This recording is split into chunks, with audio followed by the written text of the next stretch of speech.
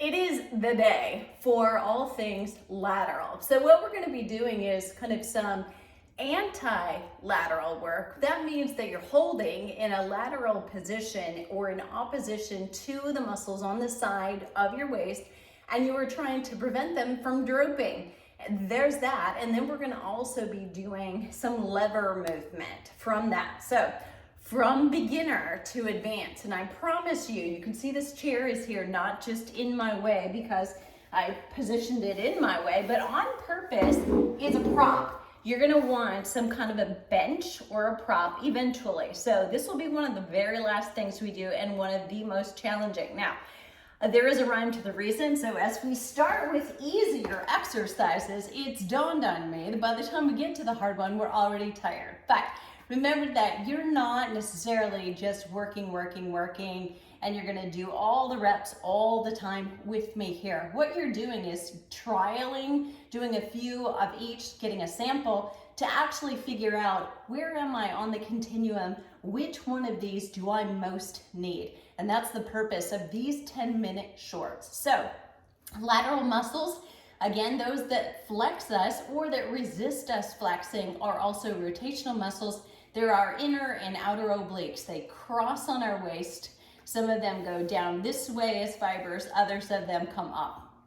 And we need them for stabilization, but we also don't work them very much in exercise.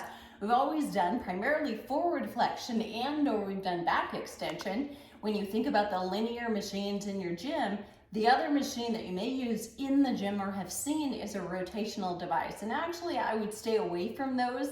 Machines are not your best friend. There are ways to use pulleys and or tubing and move in rotation, but probably a machine is not your best guy. Okay, so I'm gonna have you lie down. A couple of things that are important. We always still wanna be thinking about the spinal length.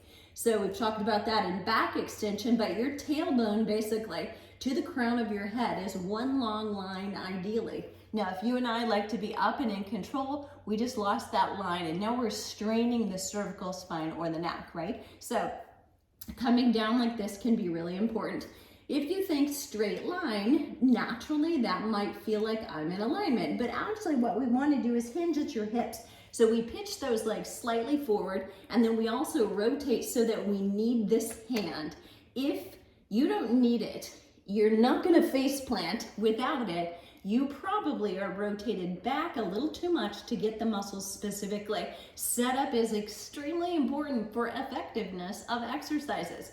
If you're doing, quote unquote, doing an exercise, you may be getting it incorrect and missing many of the benefits. So a few of them done really, really well is like having one or two best friends as opposed to a lot of acquaintances that you really couldn't call in for anything or tell a secret to, right? So here we go. So lean forward, weight on this hand. With this top leg, what I want you to do is just to raise up and down. And I want you to try to get into the idea, the concept that you're actually gonna push down. So you're gonna press. And if you are imagining the press down, you start to engage that core just a little bit more. But that's not where the work is that we're doing today. What I want you to do is to raise that top leg up to meet, or the bottom leg, to meet the top leg. So you're holding this one about hip height. That's not here, that's here, okay? And then I want you to raise that bottom leg up and heels touch. You can have your shoes on or off for this. You're probably gonna want them on when you come up if you do the difficult one with me, so I'm gonna leave mine on. But it's important that your heels are touching here, right? Because look how much I could reach my toes and then I really don't have to move at all. So I wanna make sure I'm reaching my heels up. You're gonna feel your inner thigh working a little. This is also stabilizing a little, and none of it would be happening. The leg wouldn't be holding, the leg wouldn't be moving unless this was tense. So relax that. You're gonna say, yeah, actually didn't look like much, but I can feel that. We're gonna switch sides. Let's keep you even. And we'll do this other side. And then we're gonna take it right away to a little bit more dramatic workout. So remember the setup, head is down, so the neck is long. You're rolling forward, there's a little weight on this hand. Then you're just gonna do a few coming up and pressing down. Now, if you're really coordinated, you're gonna point and you're gonna flex on the way down. Point and flex And if that's a little much, you just flex all the time. But I want you to think about reaching as long as you possibly can. Nice job. Now hold it. And remember, it's heels up, up. Now you may have noticed on the other side, it was either easier or harder. It's probably not exactly the same, but the closest you can be to pretty much the same level of difficulty or ease, depending on you, on each side, the better balanced we probably are with the strength in your left to your right side. And the more that's true, the better. But activities we do during different seasons, like golfing, all on one side, right? Shoveling, all on one side, get a snowblower or get a neighbor, right?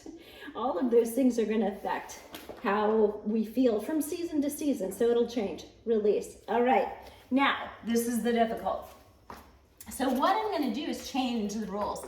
So I'm gonna actually statically, this leg is constantly gonna be working, but now I'm actually coming up and elevating, so there's gonna be more core work because I'm stabilizing. So just even here, if I came here and I'm stabilizing and just holding, this is definitely more work. So that is one phase. While I'm on this side, I'm gonna show you the second phase, okay? So we're gonna hold this up. This leg is now gonna lift and lower, still stabilizing. Core stays up, don't let those hips drift to the floor. Here it comes.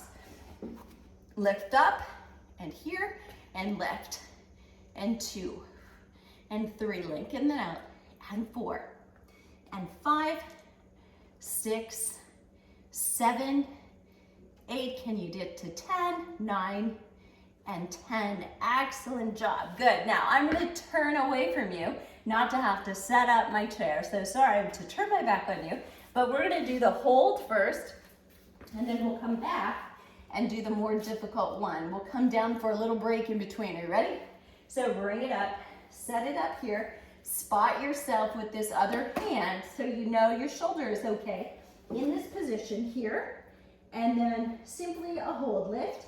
Top arm can be lifting up, can be here, lift. Good, just a couple more. And then relax. Go ahead and come down. Good, just shake it out. We're gonna come up. We did 10 on the other side. Don't think I forgot. We're gonna do 10 on this side. Are you with me? Here we go. All right. Now you know, if it weren't for you, I might not do all of these. So 3, so thank you. 4, and 5, 6, 7, 8, 9, and 10. And relax. Excellent job. There you have it. That was your day for lateral flexion, or what we often call as anti-lateral flexion, not letting it flex while you're creating all kinds of opportunities for it to happen. All right, let me know how you did. Where was your point on the continuum? What was the level that was appropriate for you? And let me know if this series is helpful. This video is part of an entire 30-day series. You can subscribe, make sure you find the playlist, and you'll be able to go through all of them. I'll see you on the flip side.